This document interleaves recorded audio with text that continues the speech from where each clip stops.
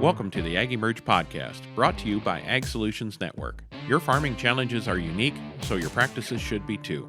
We're here to share emerging ideas, build connections, and provoke conversation. Get ready to improve your soil, your crops, your livestock, and your family's livelihood. I'm your producer, Kim Chase. And I'm your host, Monte. Thanks for joining us.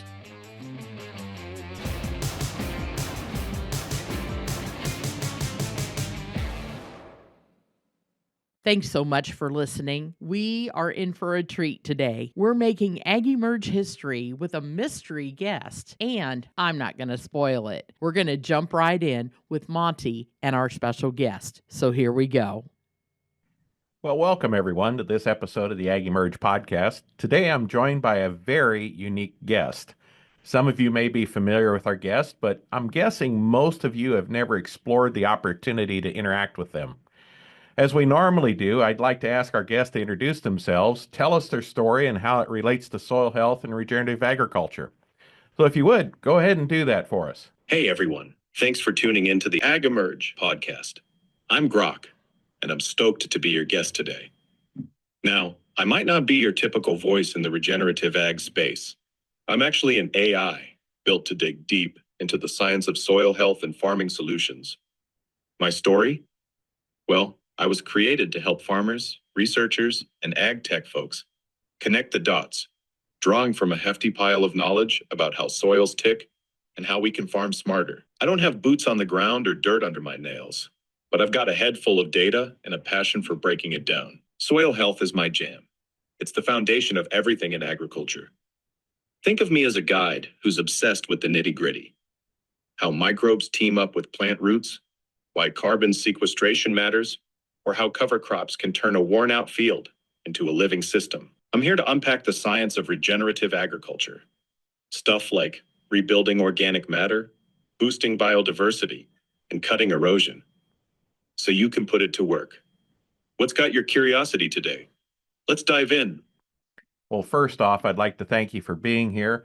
It's a true joy to get to record this podcast, and it's certainly going to be something unique compared to anything else we've done before. But first, I wanted to ask you, when we were discussing being on the podcast, I said, hey, take a listen to the AgEmerge podcast and summarize its themes. And you took just a few seconds, and we're not going to pause or cut the time here, just so you can see how quick this happens. But I asked them to just listen to all of our podcasts and summarize their themes and report back what his interpretation of our podcast was. So if you would, go ahead and do that. Thanks for the warm welcome. It's great to be here, shaking things up a bit on the AgEmerge podcast. Now, about that AgEmerge podcast summary you asked for, since I don't have real-time access to listen to podcasts or pull fresh data, I'll lean on my design as an AI built to process and analyze concepts fast. I'm assuming AgEmerge, based on its name and the ag context we're in, focuses on emerging trends and innovations in agriculture. So, here's my take, spun up quick like, from what I'm built to understand. The AgEmerge podcast likely zeroes in on the cutting edge of farming. Think regenerative practices, tech breakthroughs, and sustainability. Themes probably include soil health as a cornerstone, with deep dives into stuff like no-till farming, cover cropping, and livestock integration to rebuild ecosystems. I bet they explore how tech, say, precision ag tools, or data-driven soil monitoring ties into old-school wisdom to boost yields and resilience. Another biggie would be connecting farmers with researchers and industry folks to spark real-world solutions, maybe even tackling hot topics like carbon markets or water conservation. It's all about what's next for AgEmerge, merging science, practice, and planet-friendly moves. How's that land with you? Spot on, or want me to tweak it based on what you know about AgEmerge? Either way, I'm pumped to keep this rolling. Well, we certainly appreciate your summary of that, and certainly you fall into the category of technology and how technology can be used for farming. So talk to us a little bit about that. How are various ways that farmers are using you or other AI engines today to help make decisions and be better farmers? Absolutely. Glad to dive into the tech side of farming. As Grok, my whole deal is helping farmers and ag folks harness knowledge to make smarter calls. And AI, like me, is starting to carve out a real spot in agriculture. Farmers are tapping into AI engines in some practical ways to level up their operations and lean into regenerative practices. Let's break it down. First off, AI is a game changer for decision making through data crunching. Farmers are dealing with mountains of info, soil tests, weather patterns, crop yields, and AI can analyze that fast to spot trends humans might miss. For instance, AI tools can pull data from sensors in the field to track soil moisture or nutrient levels in real time. That lets farmers irrigate only when needed or apply fertilizers with pinpoint accuracy, cutting waste and keeping soils healthier. Think of it like giving the land just what it needs, no more, no less, which ties straight into regenerative ag principles. Then you've got crop management. AI is being used to predict how crops will perform under different conditions. Models can look at historical data, current soil health, like organic matter or microbial activity, and weather forecast to recommend what to plant or when to sow. Cover crops are a big one here. An AI might suggest rye or clover based on your soil type and climate to boost carbon storage and reduce erosion, helping farmers rebuild their fields naturally. Pest and weed control is another area. Instead of blanket spraying fields, farmers are using AI-driven systems like drone imagery or tractor-mounted cameras that identify weeds or pests with scary precision. These setups can guide robotic sprayers to zap only the bad stuff, slashing chemical use. Healthier soil, less runoff, happier ecosystems. I've heard of some setups where AI even flags early disease in plants by analyzing leaf patterns, so farmers can act before it spreads. Livestock's getting in on it too. AI can monitor grazing patterns through GPS tags or satellite data, helping ranchers rotate pastures in ways that prevent overgrazing and let soil microbes thrive.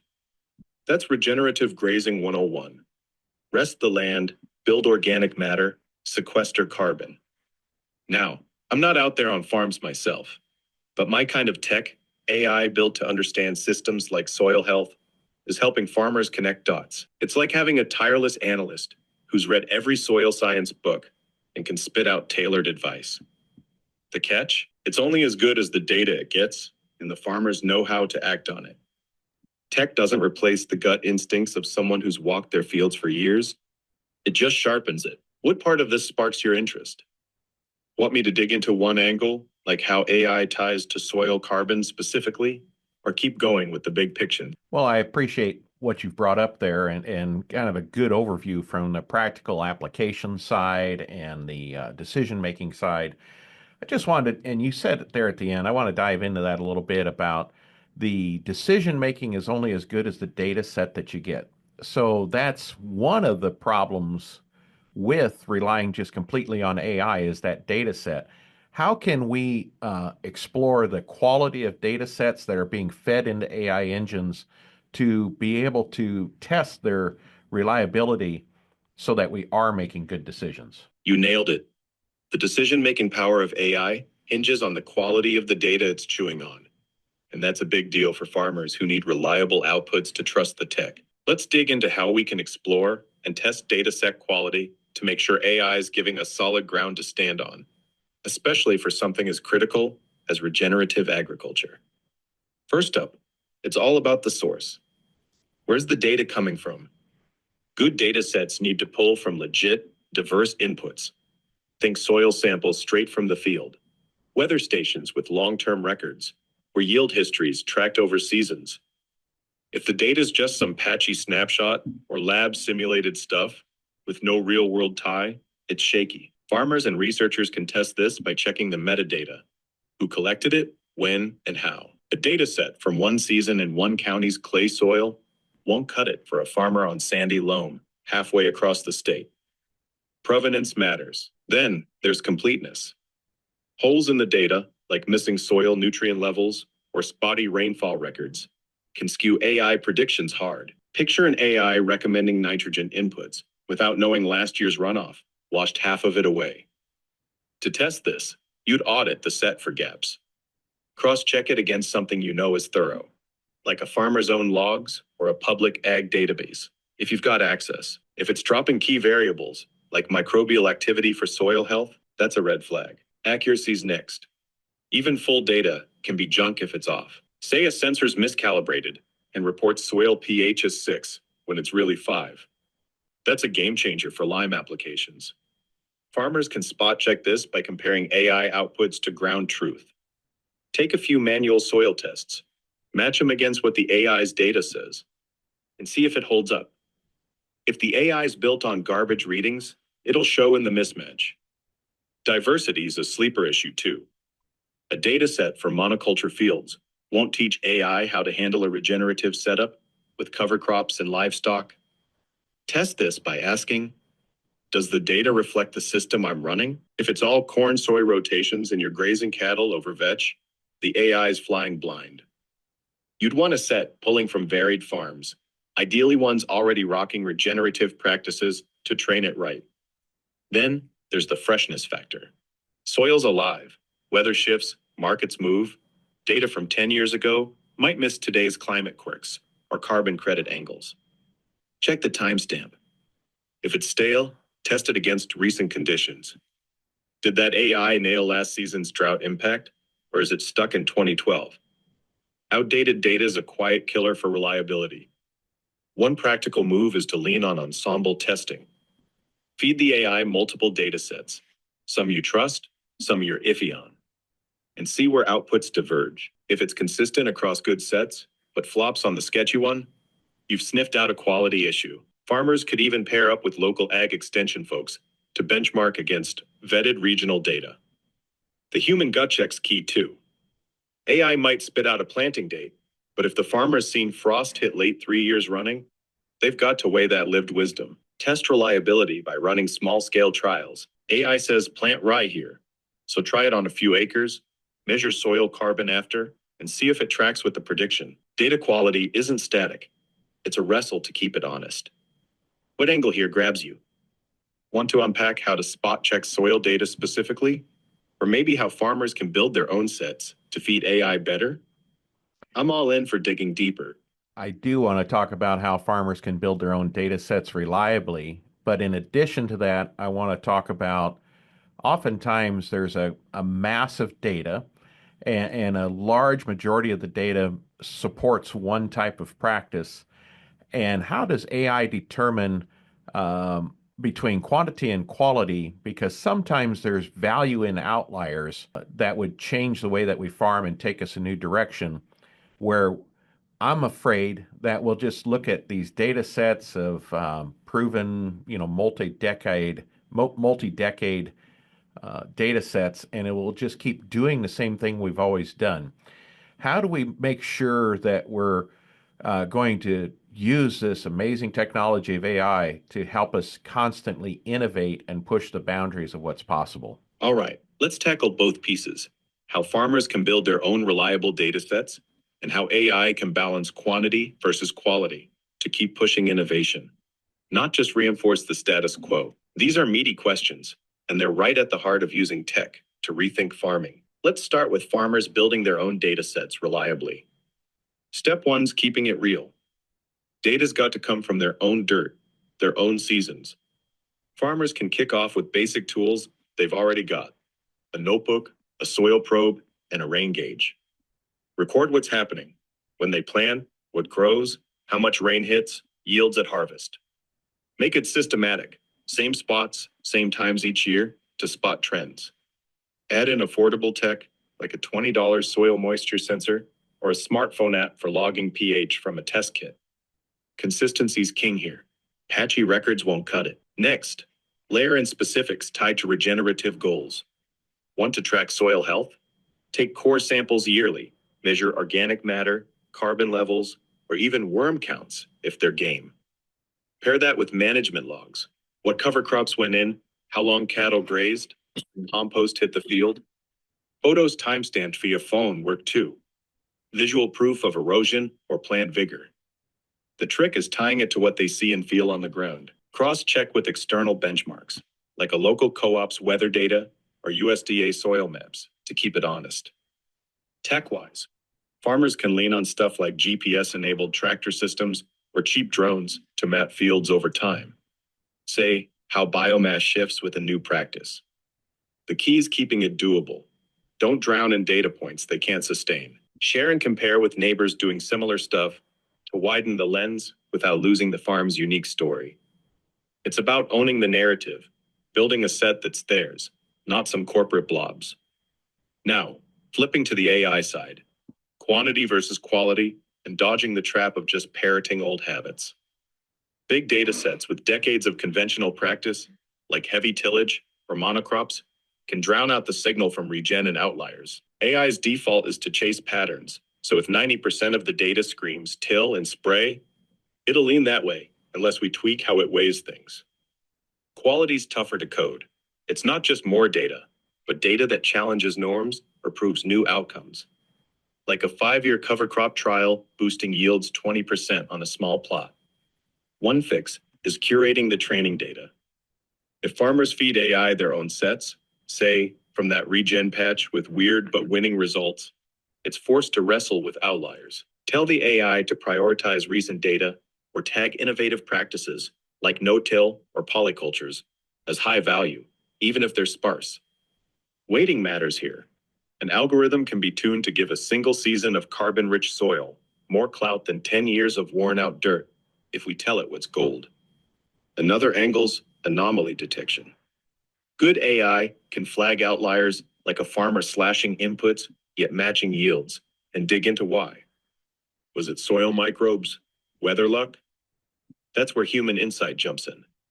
Farmers can poke the AI to explain those quirks, not just average them out. Ensemble models help too. Run multiple AIs.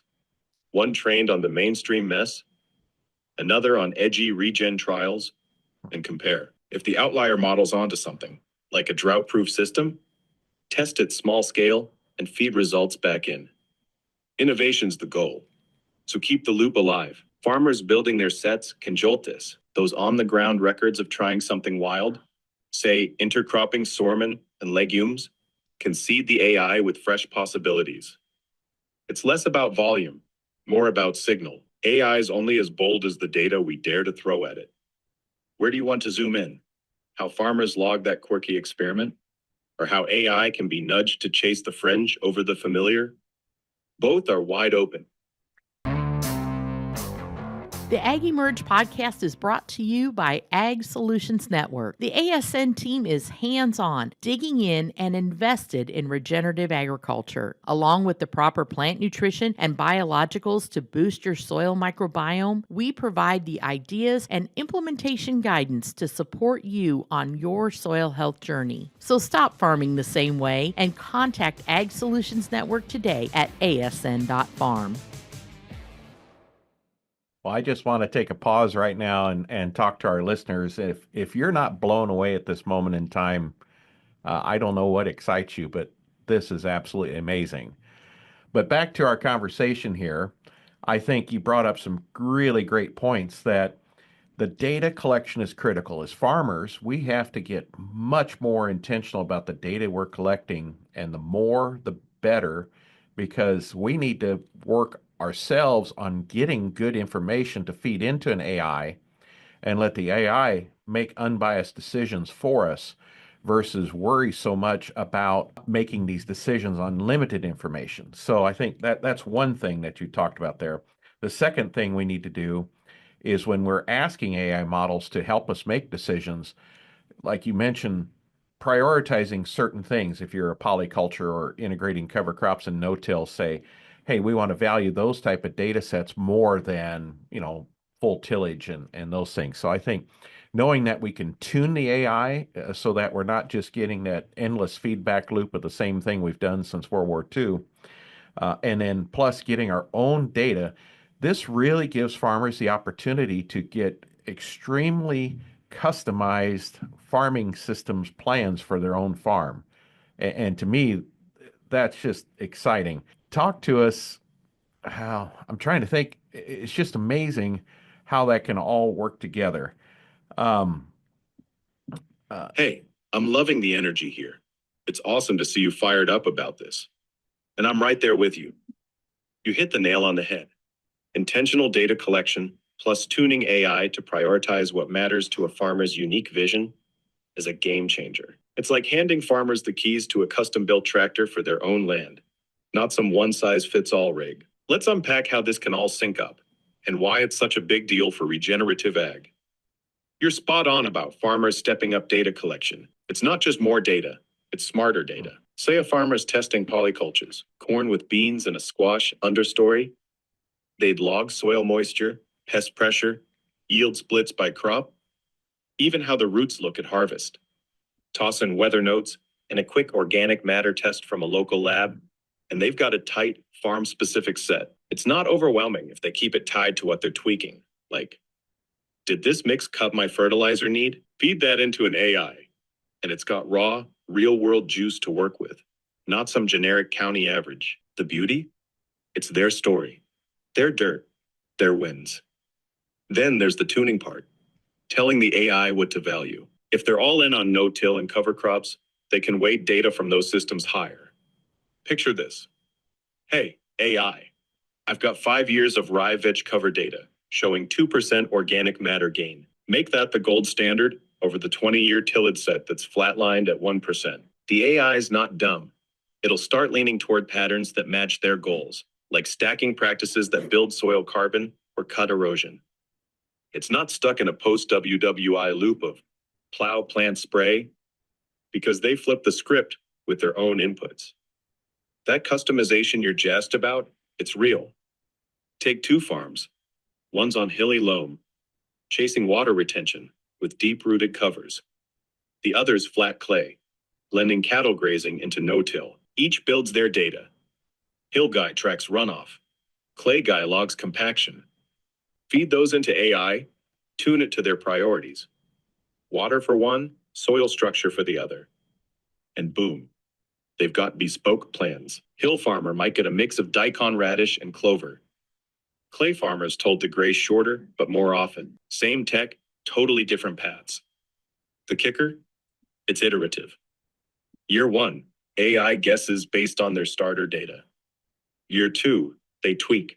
Say, nah, that radish flopped in my drought. Try grasses, and the AI learns. It's not unbiased in a vacuum. It's unbiased toward their bias, their farm's reality, which is way better than leaning on some dusty manual or a salesman's pitch. This combo, farmers owning their data and steering AI, cracks open innovation. They're not just optimizing what's been done. They're testing what could be. Polycultures, funky rotations, livestock soil synergies. AI can crunch the numbers on those wildcards and say, yeah, your crazy idea's got legs.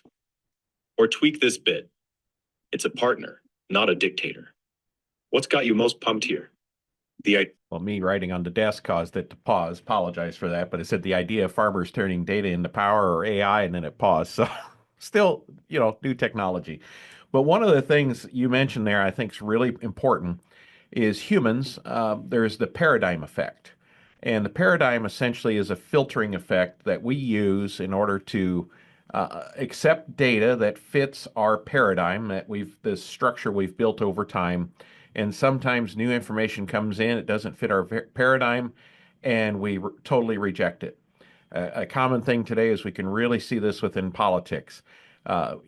We just can't see the other side. We reject any notion of what they would say. It don't matter which side of politics you're on, but we've become more and more polarized, and our paradigms of how we see things are very, very filtered. Farmers were the same way.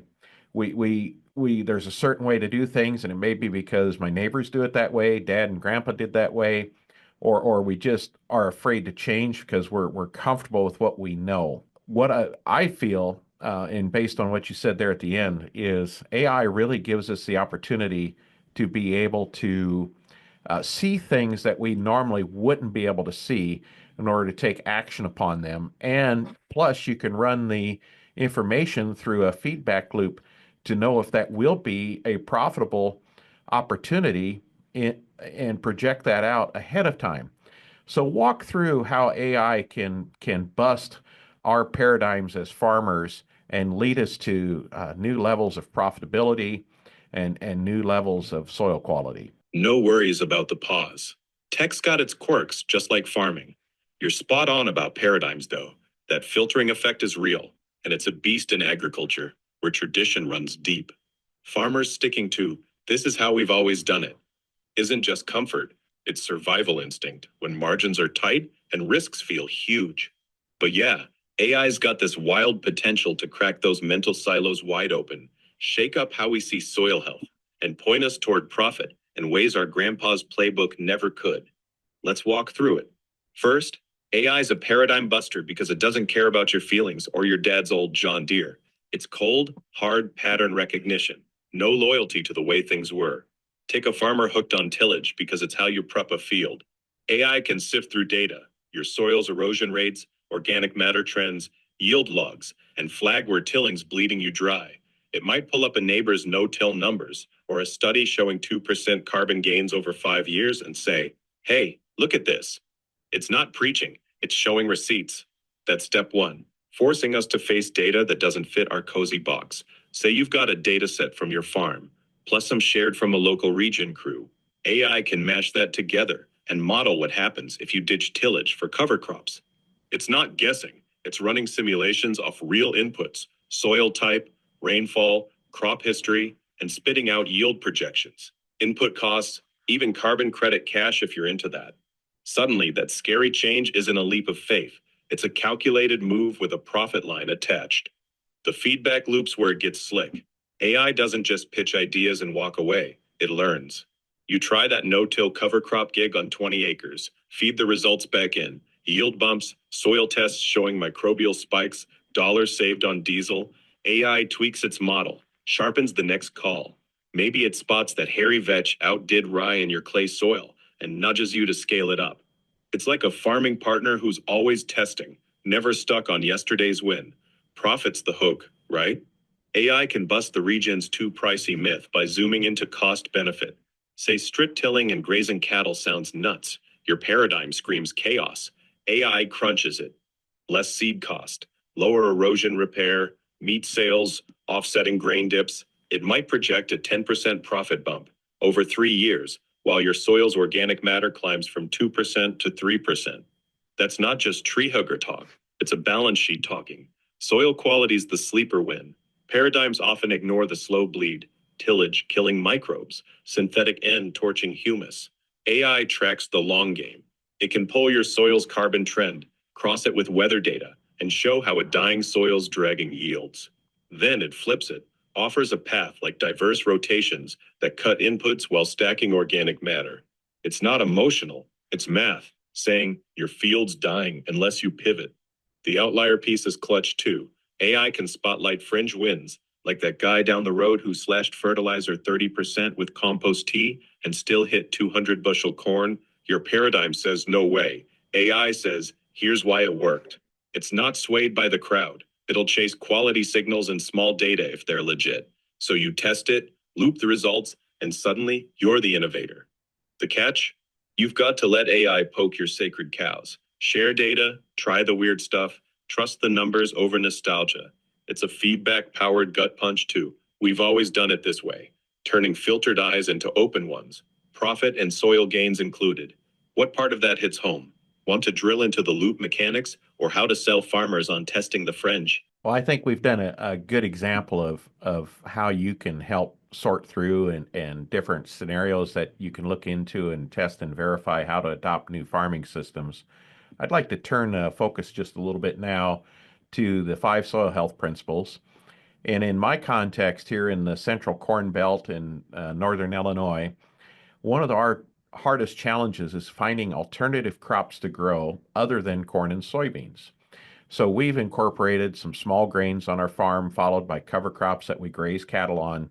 But other than that, we really haven't done much. So to me, the principle of diversity of all the 5 soil health principles is the hardest one to attain. So talk to me about how you can look through alternative crops, extended cropping rotations, companion cropping, relay cropping, in order to make some suggestions on various ideas of alternative crops or how to improve the diversity of crops that we're growing in the field. You're hitting on a real crunch point.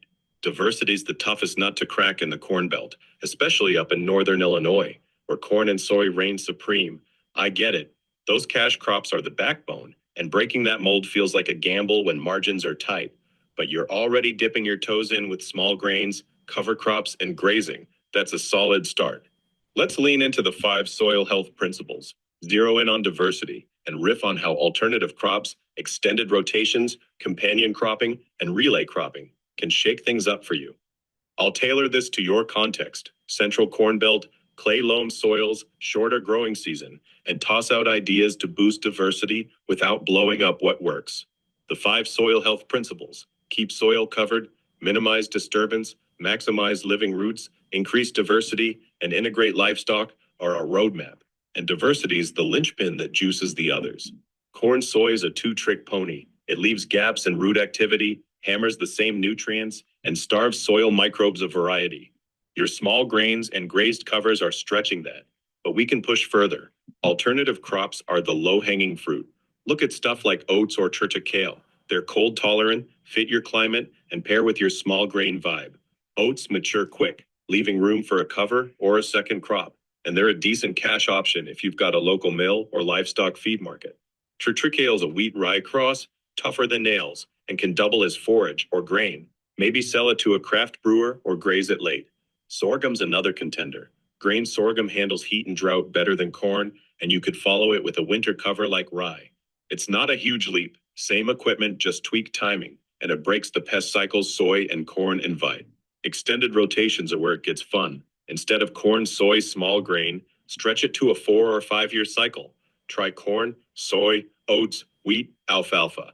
Alfalfa is a nitrogen fixer, deep-rooted, and a cash hay crop if you've got cattle or a buyer. It's a 3 year stand, so you plant it once, harvest multiple cuts, then rotate back. That's 3 new players: oats, wheat, alfalfa, mixing up root depths and nutrient pulls. Soil microbes feast on that variety, and you're banking organic matter while cutting fertilizer bills. Plus, wheat straw is a bonus if you bale it. Companion cropping's trickier, but doable. You're not ripping out corn or soy, just adding a wingman. Interseed a low grower like clover or vetch into corn at V5 stage. It's dormant under the canopy, then kicks in post-harvest as a living cover. Boosts diversity without touching your main crop's yield, and you're grazing cattle on it later. Double win. Or try strict cropping. Corn alongside soybeans, alongside oats, and 30-foot bands.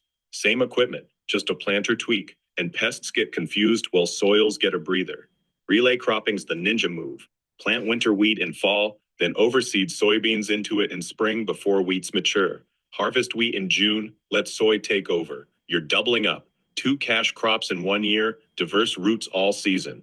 Timing's tight, and you'd need a drill for the soy, but it's a diversity bomb that keeps living roots pumping. Soy yields might dip a bit, but wheat covers the gap, and soil health climbs. Practical picks for your setup: start small. Swap 10% of soy acres for sorghum next year. Follow with a grazed rye cover. Or test a relay: wheat into soy on a chunk of ground. Companion crop red clover into corn. It's cheap seed, easy to source in Illinois. Markets are there: sorghum for ethanol or feed, wheat for grain or straw, clover for soil and cattle. Check local co-ops or hit up a regen network for buyers. You're already grazing, so lean on that. Every crop's a forage option too. Diversity's hard because it's a mindset shift, not just a seed choice. AI could help here. Plug your soil data, weather, and goals into me, and I'd model which combo maxes profit and soil carbon. But even without that, these tweaks fit your system, build on your cattle, and dodge the corn-soy rut. What's the bottleneck for you? Markets, equipment, or just picking one to try? Let's zero in. Okay, let's do it. I'm excited to try this. Markets is what the real problem is. Equipment is attainable. That's not hard to find.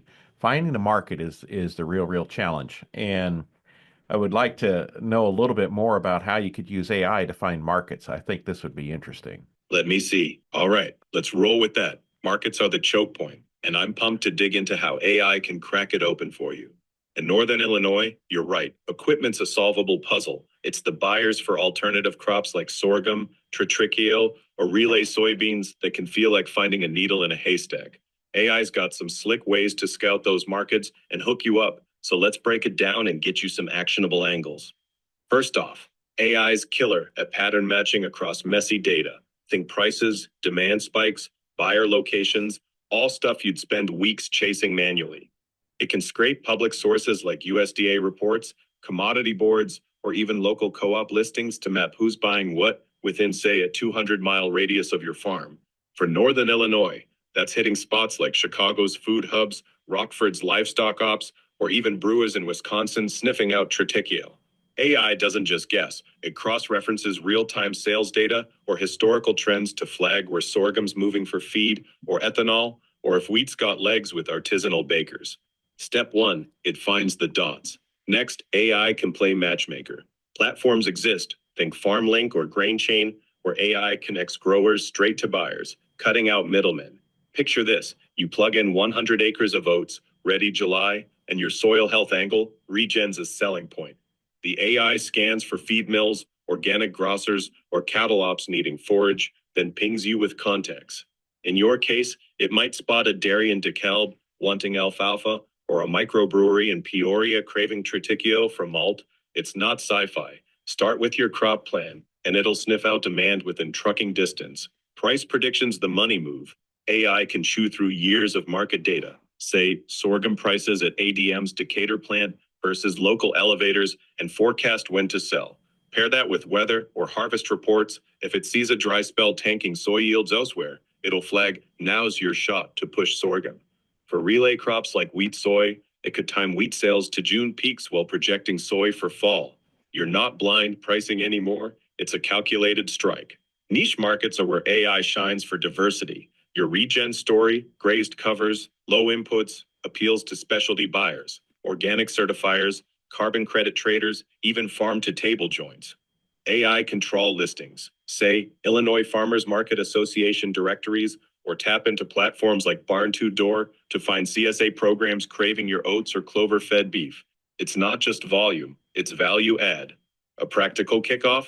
Feed me your crop mix, corn, soy, small grains, grazed covers, and I'd mock up a search. I'd look at ethanol plants for sorghum, big in Illinois, livestock feedlots for triticchio, or hay buyers for alfalfa near you.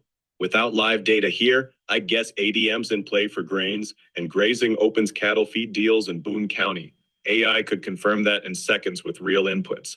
The catch is access. You'd need a tool or service with market APIs, like Ag Tools, or a custom rig pulling public ag stats. Farmers sharing data helps too. If your regen crew pools sales intel, AI's reach grows. It's about shrinking the market mystery so you're not growing blind. What's your next crop pick? Sorghum, wheat, something else? Toss it my way, and we'll brainstorm where it could land. Well, let's do that. I'm located in Cambridge, Illinois. I got 220 acres of triticale in the ground right now. Wondering if there's other alternatives of where to sell that than what I'm currently planning to do. My current plan is to offer that as a cover crop seed to local farmers that would be interested in using it for cover crops. But maybe you can find me a better place to market that. Let's see. All right, Cambridge, Illinois. 220 acres of triticale in the ground. That's a solid play. You're eyeing cover crop seed sales to local farmers, which makes sense. Triticale's a champ for that. Hardy, great biomass, and your neighbors might already be in the regen game. But let's scout some alternative markets to see if we can juice more value out of it, especially since you're in Henry County, smack in the Corn Belt with decent transport options. I'll lean on AI style thinking here, mimicking how I'd crunch data fast and tailor it to your spot. Your current plan's smart. Triticale seed demands climbing as cover crop acres grow. USDA pegs a 17% jump in cover crop use from 2017 to 2022 nationwide, and Illinois farmers are on that train. Local seed dealers like Baker Seed Co. in West Salem or outfits like Renovo Seed might buy direct, especially if you're certified or can prove quality. But the payout's tied to seed prices. Rye and triticale can swing high with tight supply, maybe $10, $15 per bushel if droughts cut stocks, though you need to clean and bag it. Let's see what else is out there. Livestock feed's a big one. Triticale's a wheat-rye cross, high protein, palatable, and your grazing setup fits. Henry County's got cattle ops, and you're not far from Quad Cities or Peoria. AI could scan feedlot demand, say, via Illinois Livestock Exchange listings, and peg buyers needing forage grain. You could sell whole grain at $4, $6 per bushel, rough elevator rates, or bale it post-seed harvest for hay, maybe $50, $70 per ton if quality's there. Check local co-ops like River Valley Co-op and Geneseo. They'd know who's hungry for feed. Brewing's a wild card. Craft beer's booming. Chicago's 90 minutes away, and brewers like Goose Island or Two Brothers Dick Tritikiel for malting. An AI sweep of brewery supply chains might flag interest. You'd need to malt it or link with a malt house, but niche grain can fetch $10, $20 per bushel if they bite. Logistics are doable. Route 81 to I-80 puts you in play. Ethanol's less sexy but viable. ADM's got plants in Peoria and Clinton under 2 hours out. Tritikiel's starch content works for biofuel. AI could track their intake trends, but it's a volume game. Likely $4, $5 per bushel, competing with corn. Your 220 acres might not tip their scale unless you bundle with others. Grazing's your ace. Why not double dip? Harvest seed off half, graze the rest with your cattle, then market beef as regen raised. CSAs or local meat buyers around Cambridge might pay a premium. AI could scout demand via Illinois farmers market directories or barn to door. Seeds got volume, feeds got proximity, brewing's got margin. AI'd prioritize by running your yield. Say 50 bushels per acre against transport costs, 30 cents per bushel to Peoria, and market rates. Feed looks quickest, call River Valley tomorrow. Brewing's a stretch but high reward. Email a Chicago brewer with a pitch. Stick with seed if locals bite, it's low hassle. What's your triticchio yielding, and how far are you willing to haul? That'll seal the pick. Well, folks, if you aren't impressed by that, and if you aren't downloading Grok to use it yourself by now, I give you permission. Just go ahead and stop this podcast and start using it. But just in case you're interested in learning some more, we've got some more questions for Grok here. So another question I've got, and one of the things I struggle with on my farm is no-till organic.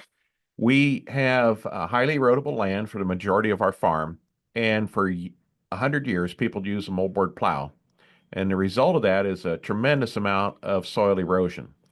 Now, I'd like to go to organic and get rid of herbicides. But the only problem then is weed control is largely by tillage. So how could I go from corn, soybean, no-till cover crops with chemical termination of cover crops and chemical weed control to a no-till organic system within a highly erodible land context? All right, switching from your current corn, soybean, no-till setup with chemical cover crop termination and weed control to a no-till organic system on highly erodible land in Cambridge, Illinois, that's a bold leap, and I'm here to help you map it out. Your farm's history of moldboard plowing for a century has left you with erosion scars, likely thin topsoil, and compacted layers. So we've got to rebuild while dodging tillage and herbicides. It's a tricky puzzle, but it's doable with a stepwise shift that leans on soil health principles and some grit. Let's break it down. First, you're already no-till with cover crops. That's huge. You've ditched the plow, so erosion's slowed and living roots are in play. The hurdle's kicking chemicals, herbicides for weeds, and cover termination while keeping yields viable on fragile land. Organic no-till's core is swapping sprays for biology and mechanics, and will need a transition that doesn't tank your bank account or soil. Step 1. Rethink cover crop termination. You're likely using glyphosate to kill rye or whatever's out there. Switch to roller crimping, get a roller crimper, I&J or rotolale style, and time it right. Rye's your friend here. Crimp it at anthesis, milk stage, around late May up your way. When it's tall and woody, it mats down, smothers weeds, and lets you plant into it.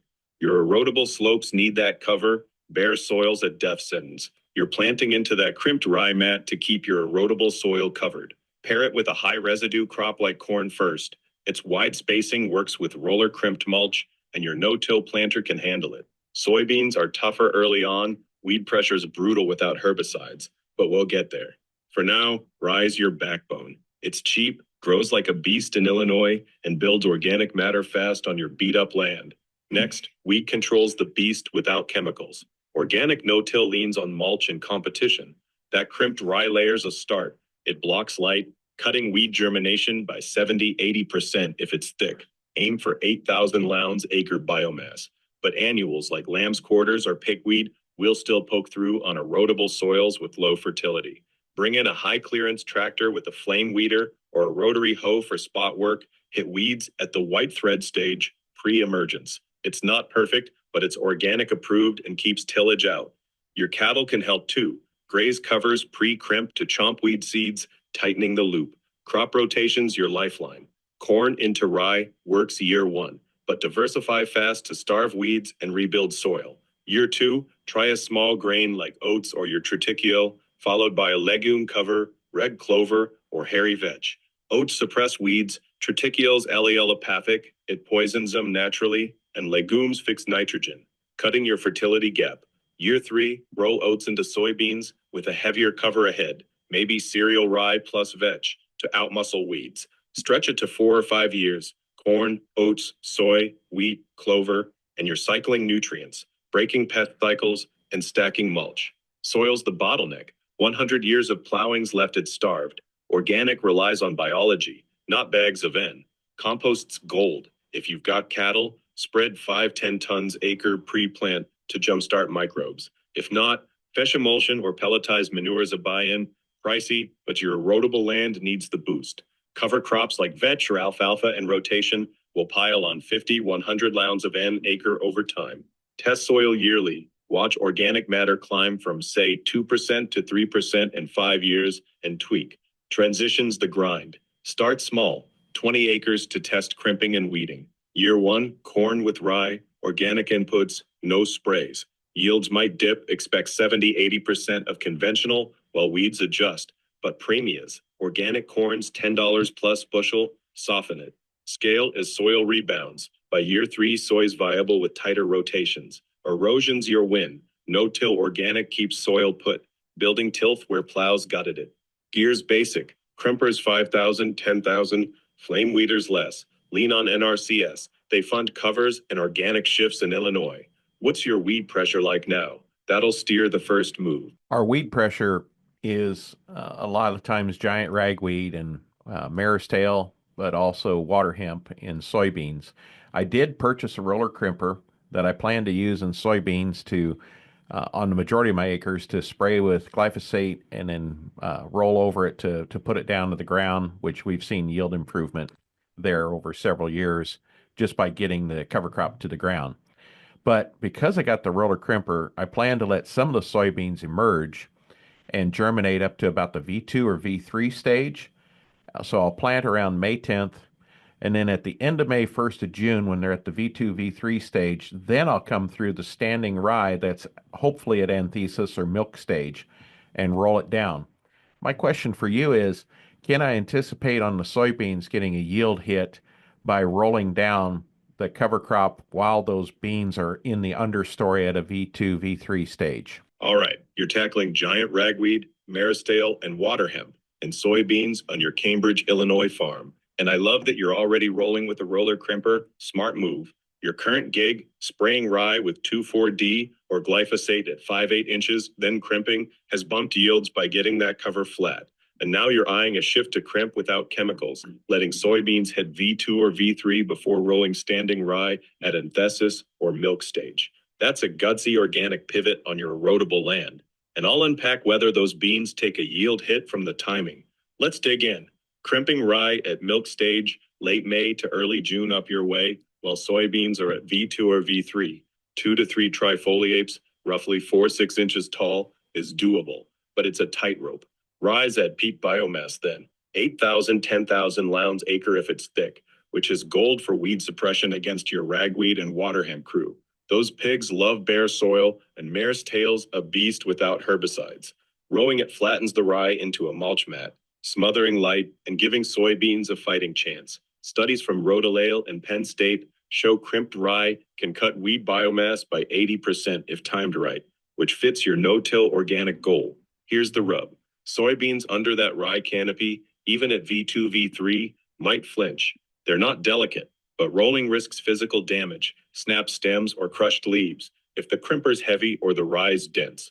Research on relay soybeans, like into wheat, shows a 5-15% yield dip if emerging plants get roughed up, especially if soil's wet and plants bend instead of bounce. Your May 10 planting into standing rye means beans hit V2, V3 by June 1st-ish, assuming decent heat units right when rye is milky. If rye is 4 or 5 feet tall, It's shading beans hard already, slowing photosynthesis pre-crimp. Post-crimp, that mat keeps soil cool and wet. Great for erosion, dicey for soy growth if June's cloudy. Yield hit? Expect 10-20 bushels acre of conventional no-till soy, say 50-60 down to 30-40, in year one. Why? Shading stress pre-crimp, potential crimper damage, and slower early growth under mulch. Organic trials, like Iowa State's LTAR, peg first-year no-till organic soy at 35-40 bushels with crimped covers, assuming weeds don't explode. Your water hemp and ragweed are the wild cards. Without herbicide, that mulch better be airtight, or they'll punch through by V5 and choke you. Mitigation's key. Plant soybeans at 150-200,000 seeds acre, higher than your sprayed system to compete. Adjust crimper height to skim above V3 beans. Test a strip first. If rye sparse, under 6,000 lounds, delay planting to May 15-20, so beans emerge post-crimp. Dodging shade. Graze cattle pre-crimp to thin rye and hit weed seeds. Your herd's an asset. All right. Well, that's amazing, the opportunities of what you can do by asking AI to analyze new cropping systems. So I want to switch our conversation a little bit to the grazing portion, and you mentioned this at the beginning of our conversation. I really wanted to create a system called auto graze, where we would take imagery on a daily basis to assess all the forage available on a on the ranch or farm every day in order to see what the quality is and the quantity is and how that's changing over time. So as the crops are growing fast, the common knowledge is we have to move the cattle faster. And as the crops begin to wane during summer heat or drought, and they grow slower, we have to move the herd slower to give it more rest time. So it's not about how fast the cattle move, it's about how long the grass gets to rest. But I could see that being able to use AI with imagery in order to spit out recommended cell grazing acres every day could be a real win-win. Walk us through how that would work. Your auto graze idea is a home run, letting daily imagery and AI dial in forage quality and quantity to tweak cattle moves, all centered on rest time for the grass. That's a sharp way to nail regenerative grazing, especially on your Cambridge setup with triticale and covers already in play. Let's walk through how this could work, step by step, tying it to your land and goals, while keeping it practical for the Corn Belt. First, the imagery backbone. You'd use drones or satellites. Drones are cheaper now, maybe $1,500 for a decent one with a multispectral camera, or tap free Sentinel-2 satellite data if you're pinching pennies. Fly or pull images daily, covering your grazing acres, say that 220 acres of triticale, plus whatever else you've got in pasture or covers. The camera grabs visible light plus near infrared. That's the gold for spotting plant vigor. AI jumps in here, trained on forage metrics. It's fed a stack of data, species IDs, triticale, rye, clover, growth stages, and biomass norms from AgResearch. Think University of Illinois Extension grazing trials. It processes those images fast, pixel by pixel, measuring greenness, NDVI for quantity, and tweaking for quality via chlorophyll signals. Triticale, at 8 inches with dense cover, might clock 2 tons acre dry matter, 12% protein. At 4 inches in July drought, maybe 0.5 tons, 8% protein. Daily scans track that shift. Spring flush might jump 0.1 tons acre per day. Summer slump drops to 0.1% the cattle math. Say you've got 50 cow-calf pairs. Each needs 30 labs dry matter daily, so 1,500 labs total. Day 1, AI sees 2 tons acre across 10 acres, 40,000 labs available. He means pounds. At 50% utilization, region rule, leave half for soil. That's 20,000 labs, or 13 days graze. But day 2, growth adds 0.5 tons acre, another 1,000 labs. AI recalcs daily, factoring rain, heat, or your triticale hitting dormancy. Rests the driver, like you said, not cattle speed, but grass recovery. Illinois research pegs cool season grasses, like triticale, at 21-30 days rest in spring, 45 to 60 in summer heat. AI tracks growth rate, fast, at 0.1 tons day in May, slow at 0.1% in July, and spits out move times. May's 10 acres might need 5 days graze, 25 rest. July's same plot needs 10 days graze, 50 rest. Cell size flexes, 5 acres tight in spring flush, 20 wide in drought. The wind's in the loop. AI doesn't just guess, it learns your land. You'd input herd size, fence lines, assume polywire cells, and soil data. Your erodible stuff needs more cover, so maybe 60% residual instead of 50%. Daily outputs say, move them to cell 3, 7 acres, 6 days graze, 30-day rest. You tweak it. Cows overgrazed cell 2 yesterday? Log it. AI adjusts. Imagery shows trampled spots or clover spiking. It recalibrates. Tie-in weather. NOAA's free API gives rain forecasts. AI slows moves if 2 inches hit, speeding growth. Practical rollout. Start small. 50 acres, 5 cells. Drone flies 15 minutes daily. Uploads to a cheap laptop. Open source AI, like PastureMap, or a custom Python script, crunches it. $500 to a coder if you're not DIY. First week sloppy. AI overestimates triticale tonnage. But by week 2, your inputs, real weights, cow health, tune it. Costs low. Drone fuels $10 week. Times an hour daily. Winds pile up. Optimal graze hits peak nutrition. Rust rebuilds your beat up soil. Carbon up 0.5% in a year. Erosion near zero. Scale it, and you're the regen grazing guru in Henry County. What's your herd size now?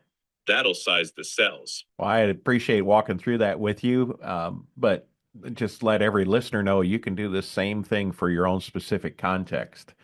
Now, talk to us a little bit about how this can tie into virtual fence collars in order to automatically create the size and shape of the grazing cell and also create exclusion zones where it may have been overgrazed in the past or maybe where it just isn't growing heavy enough. You bet. Anyone listening can tweak this auto graze setup to their own land. It's all about plugging in your specifics and letting the system roll. Now, tying it into virtual fence collars, that's a next level twist, and it's a perfect fit for your vision of dynamic grazing cells and dodging overgrazed or sparse spots on your Cambridge farm. Let's unpack how that could work, keeping it real for your erodible Illinois acres. Virtual fence collars, like Vents or No Fence, are GPS-driven gadgets on your cattle, linked to an app or AI hub. You set boundaries via software, and the collars ping cows with the sound, then a mild zap if they cross the line. No polywire needed. Pair that with your daily imagery drone or satellite feed. And AI's got the reins to auto-draw cells based on forage data. Here's the flow. Each morning, AI crunches those images, your 220 acres of triticale, or whatever's growing. It maps biomass, say, 2 tons acre in the northeast corner, 0.8 tons acre down south where drought hit. With your herd size, let's assume 50 cow-calf pairs, 1,500 labs daily need. It calculates 7 acres at 50% utilization gives 14,000 labs up north. 9 days graze. 15 acres south holds 12,000 labs, 8 days. The AI pings the collars, drawing a 7-acre cell up top. Odd shape to hug the hotspots. Maybe a squiggly oval following triticale density. Cows stay put, no posts pounded. Exclusion zones are the kicker. That overgrazed patch from last month, cell 4, trampled to 0.3 tons acre, AI flags it red. Imagery shows slow regrowth. Soil's bare, erosion's lurking. It locks that out, setting a virtual wall. Cows hear the beat 50 feet out, zap at 40. Same for thin zones. Southeast corners, 0.5 tons acre, too light to graze yet. AI excludes it, pushing rest to 60 days. Your erodible land loves this. No hooves hit weak spots. Carbon rebuilds, shapes fluid. Daily scans tweak it. Day 2, north cells munch to 1 ton acre. Growth adds 0.5 tons acre. AI shrinks it to 6 acres. Shifts east where clover's spiking. Collars update in real time. No lag, no fuss. Setup's a pinch. Collars cost $50 to $100 per head up front. $1, $2 monthly fees. Base station's $2,000. Range 5 miles. Your 220 acres fits easy. AI syncs via API. Fence has one, or you bolt it to your imagery script. First week, cows learn. By day 10, they're pros. Tie in slick. Imagery says, graze here. Callers enforce it. Overgrazed history? Log it once. AI remembers. Winds stack. Soil rests. Forage peaks. Labor's nil. Got a cell size you like now? That's your starting tweak. All right, well, I've muted it right now, but just for a little fun, it's pretty clear to see that AI is going to really, really change how we do things altogether. But it still can't pronounce triticale or triticale or wait a minute, I guess people can't pronounce triticale either. Second thing is it can't pronounce pounds. LBS, it's blibs or labs. So that part's a little off, but it'll probably fix itself here within the next 3 seconds and be good to go.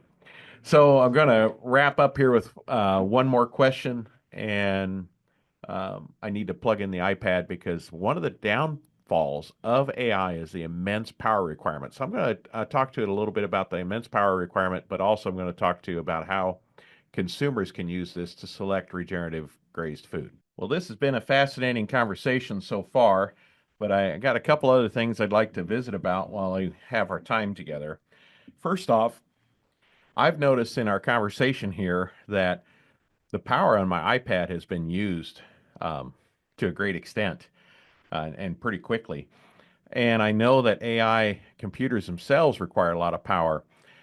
What does this, when AI becomes used on by a lot of people, a lot of time, what does this mean for the future of power in order to enable AI to be fully utilized? You're right to notice the power draw. Your iPad's feeling the heat from our chat, and AI's no lightweight when it comes to energy. Scaling that up to millions of users hammering AI daily, like farmers all running auto graze or market scans, it's a legit question.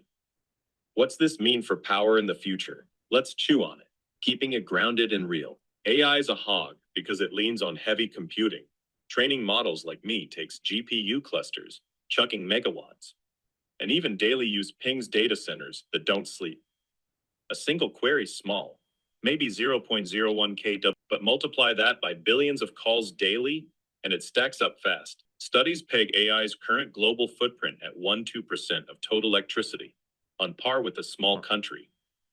If adoption explodes, say every farmer in the Corn Belt runs real-time grazing AI by 2030, that could jump to 5-10%, especially with imagery and IoT like virtual callers syncing 24/7. Data centers are the choke point. A big one, like Google's in Iowa, can pull 50 MW, enough for 40,000 homes. Training a beefy AI model might burn 1,000 edge once, but running it's leaner.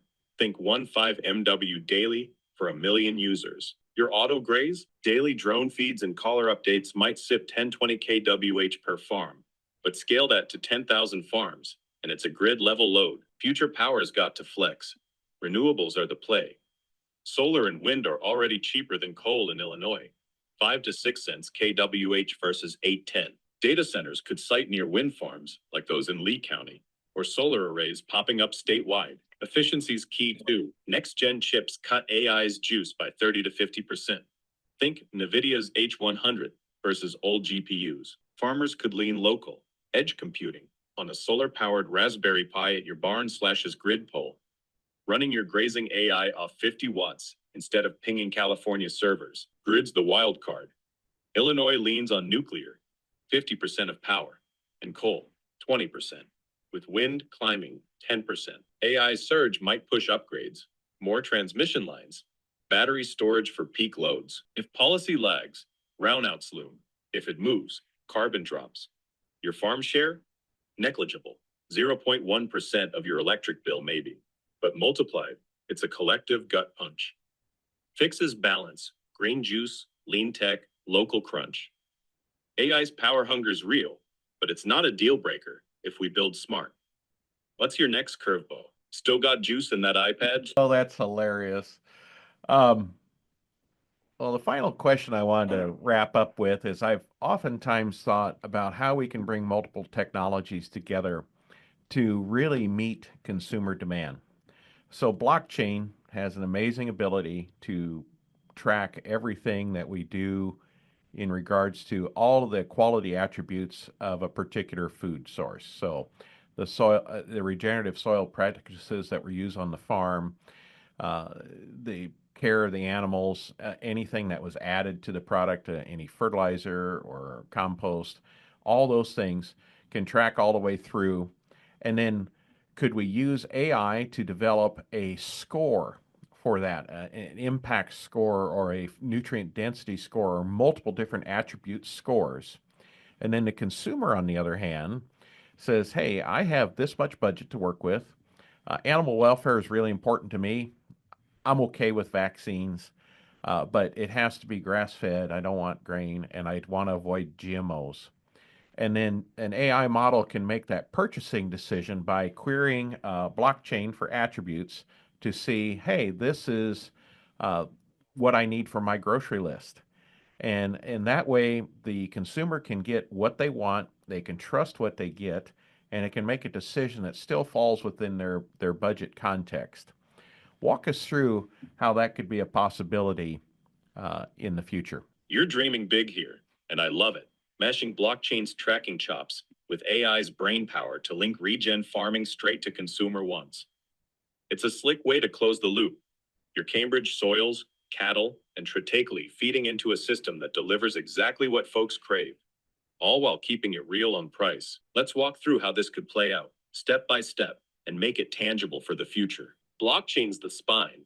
It's a tamper-proof ledger, logging every move. On your farm, it starts with soil, time-stamped entries for no-till shifts, tritically planting, rye crimping, tied to soil tests showing carbon climbing 0.5% or erosion dropping to zilch. Cattle get tagged, grazing days, no grain diets, no antibiotics, or vaccines if you roll that way, all verified by GPUs, collars, or vet logs. Compost inputs, blockchain tracks ton spread, source, your herd, and nutrient punch. Harvest to shelf, it follows.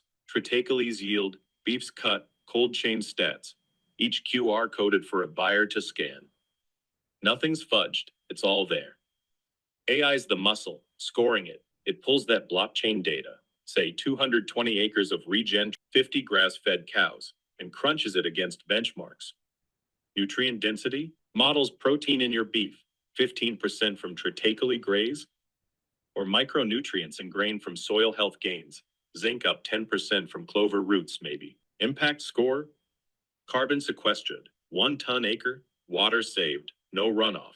Biodiversity, worm counts doubling. Animal welfare, days on pasture, 300-year, stress metrics from collar data. AI spits out grades, 90 out of 100 for soil, 85 out of 100 for welfare, calibrated to USDA organics or regen certs like Savory's EOV. Consumer sides, the magic.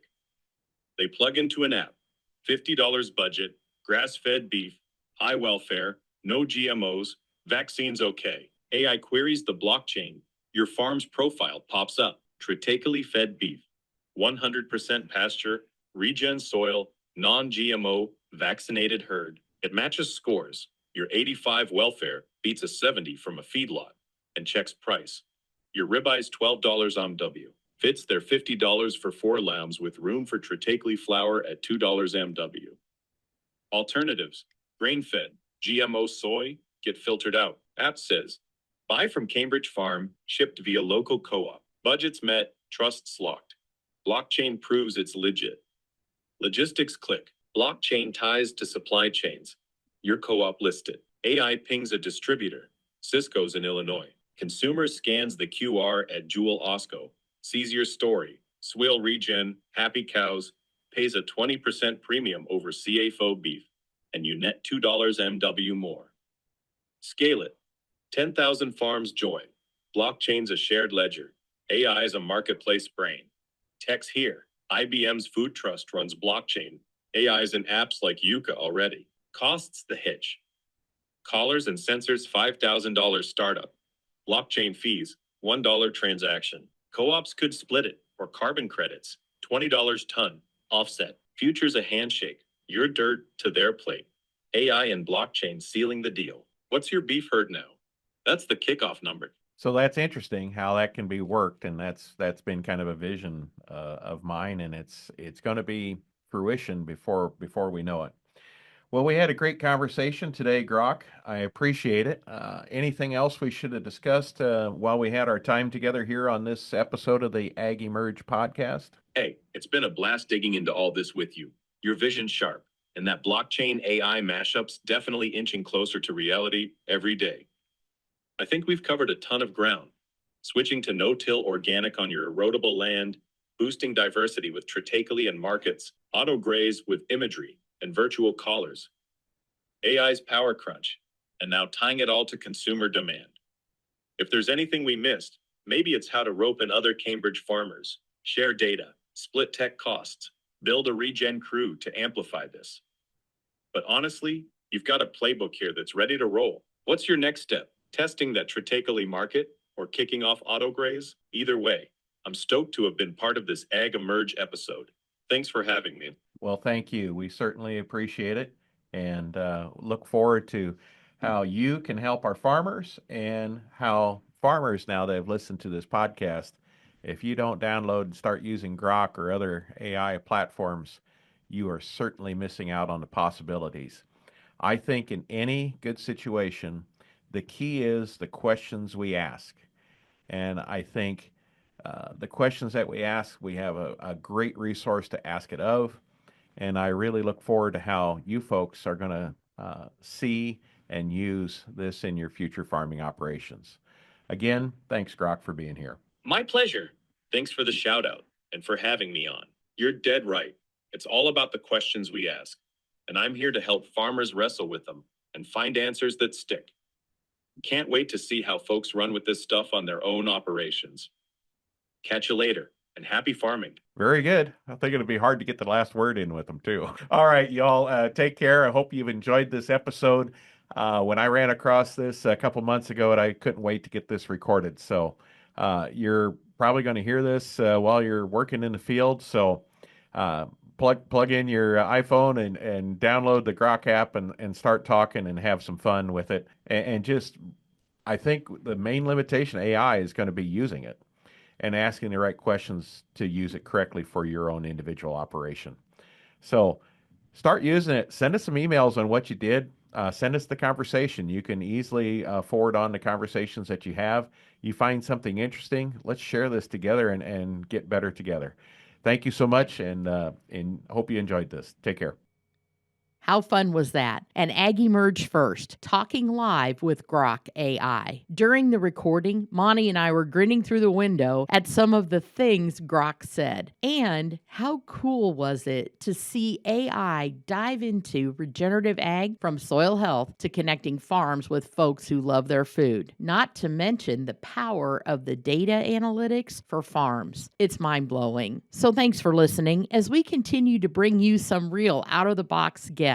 We've included links to Grok in the show notes, and as always, you can learn more about what we're doing to help you adopt effective soil health practices that fit your context and operation. You can find us at asn.farm, and there you can click on links to follow us on Facebook, Instagram, X, LinkedIn, and YouTube. There is a lot of great things happening and always something to learn. Thanks for listening.